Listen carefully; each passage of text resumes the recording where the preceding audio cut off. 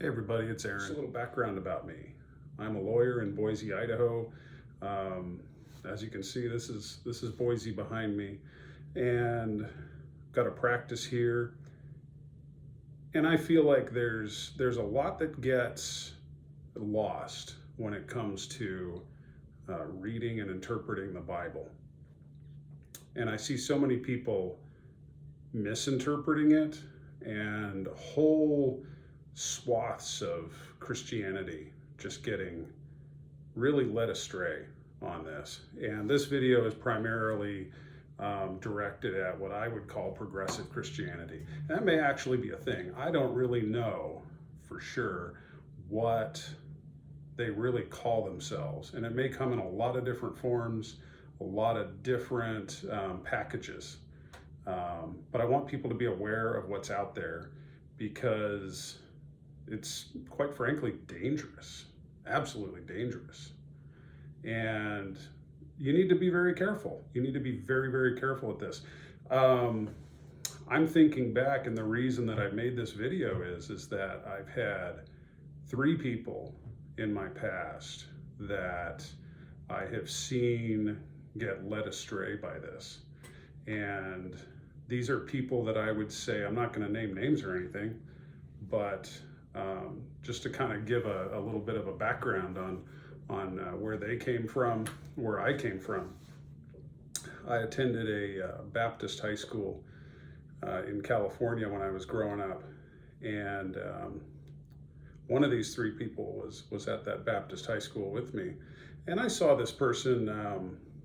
He really seemed to grow up and be a person of faith, be a person of what I would call a person of the Word, a person that knew their Bible and knew what it said, could use it, and effectively. And we actually did some ministry trips together in high school. And now I see this person today on social media, not today as in when I made this video, but present day, has gone into what I would call progressive Christianity. He's now an author. He writes books. He's really under the label or of what he would call a Christian author. And the more I began to kind of research this topic and dig into what it was that he was standing for, the more I began to realize what's going on, and how there's alarm bells that need to be going off right now. Alarm bells that need to be going off, and Christians need to take notice of this stuff, because people are out there calling themselves Christian authors and Christian evangelists and pastors and other things, and they're not. They're absolutely not. This particular person has authored a couple of books, and I think they've I don't know how deeply they've kind of made their way into mainstream Christianity, but having not read those books, I can't speak about them. But I would say, knowing the person and seeing what the person espouses on social media, I would be very wary of what's in those books, because I'm seeing somebody that has really let themselves, I don't know, I'd say necessarily let themselves, but they've clearly been deceived. And I think it's, quite honestly, it's sad to see it happen. Another friend of mine was a friend that I had in college, and roomed with him at one point. We did some music together, kind of ministry type stuff, and now it's kind of the same thing. He's actually in the editing industry, and curiously enough, I saw that my friend from high school and then my friend from college are buddies on social media now. And through some interactions, not many, but through some interactions, I began to see the progressive Christian kind of dogma, I would say, coming out of him. And it was very interesting. I quizzed him on a few things and got some answers that like really just sent the red flags up in my head. And so I kind of feel like after doing some research, looking at this and seeing for myself, being a lawyer and kind of seeing these trends that we see in society, I think I can give you some things to be alert for. Third person that has come in my life, he's not a close friend anymore, certainly not, but as a former pastor that came along post-college. And this was somebody that was self-described, I guess you would say he grew up in more of a evangelical Assemblies of God type church, but very self-described, conservative, salt of the earth type person. And I think when I first started getting to know him, he was. But throughout my time with him in his church, with him as the pastor, I began to see him change. And this was more than a decade ago when this happened. And I see now in retrospect that what he was falling into was ultimately the lie of progressive Christianity. And so I want to tell you a little bit about what this all looks like and what it is that you and the church and everybody are going to be faced with in the coming days, months, years, whatever it may be. There is a huge lie in progressive Christianity that is just an absolute deal breaker, should be a deal breaker for any Christian. And it kind of surprises me that people that I knew in my life, who I thought were strong Christians and knew their Bibles, would get pulled away by this stuff. But it's so subtle and it's so deceptive. And I think in a lot of ways it's enticing. It pulls you in because you get this sense of really doing the right thing and really doing the loving thing when you go into progressive Christianity. But when I dig into this and I find out what is it exactly that they're doing, and it's exactly the opposite of love. It's exactly the opposite of doing right.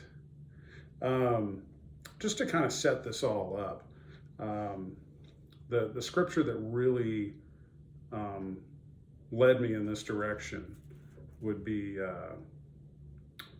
2 Timothy. Scripture is God-breathed and useful in teaching, rebuking, correcting, training, and in righteousness, so that the servant of God may be thoroughly equipped for every good work.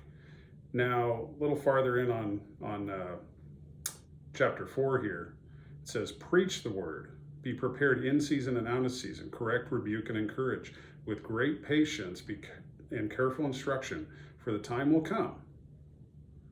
Think about progressive Christianity, because I feel like this one verse was written for progressive Christianity. It seems like it's happened in the past, but wow, is it happening right now?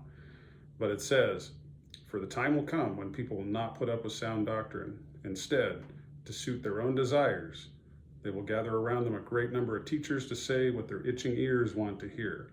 They will turn their ears away from the truth and turn aside to myths. You see that. You see that happening everywhere. I know in the Boise area, there's several churches that are progressive Christian, and there's kind of some tenets. There's some tenets there, and doing some digging, and even in talking with my friend, actually a couple of them online, I've just discovered this just from casual conversation, kind of arguing about these things, not arguing in a mean sense, but just presenting arguments. The first thing is experience above Scripture. Progressive Christians want to take their experiences and put them up here, and then they use their experiences to inform how they look at Scripture. And it's so backwards. It's so backwards, because what they're doing is that they are saying these experiences are more important than this Scripture. And that right there is the tripping stone that's going to cause all the other stuff that happens after that. And the next thing they do is they literally come up with a way to redefine sin. They redefine it. And there's certain things and I would say that this tends to flow with what we would call the left social dogma, which is abortion, equity, diversity, inclusion, stuff like that. When you run up against those things, what you're running into is basically the tenets of progressive Christianity that are sort of untouchable. When you run into them, you'll find in progressive Christianity is that these things are not considered sin. They've literally found a way to argue their way around it by saying, well, let's say homosexual relationships. They say that that's not a sin. Well, how do they do that? They just, it's the whole born this way argument that you get. And if you really dig into the scripture, you'll see that not only is that not permissible, but it is specifically spoken against in scripture. Now, that is not to say, and I know the counter here, which is they say, well, we love and we include everybody, and that's fine. I'm somebody that loves every person, regardless of what they do. We're all sinners. We all fall short. We're all loved by God. We're all called to be with him. I mean, that's why he created us. That's why he created us, to be with him. So who am I to not love somebody that's a sinner? Because Jesus was with sinners the whole time.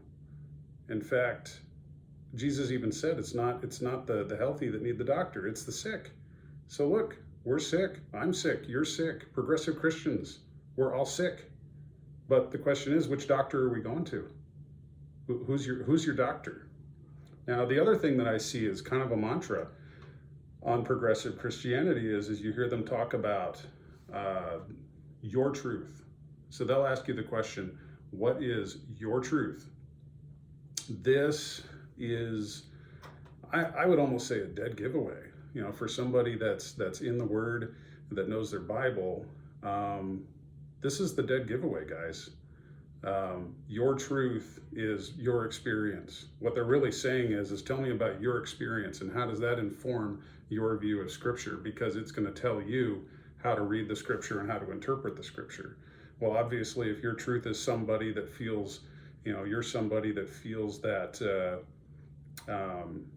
you know, having a homosexual partner is the way that you were made, you know, your truth being that's not a sin.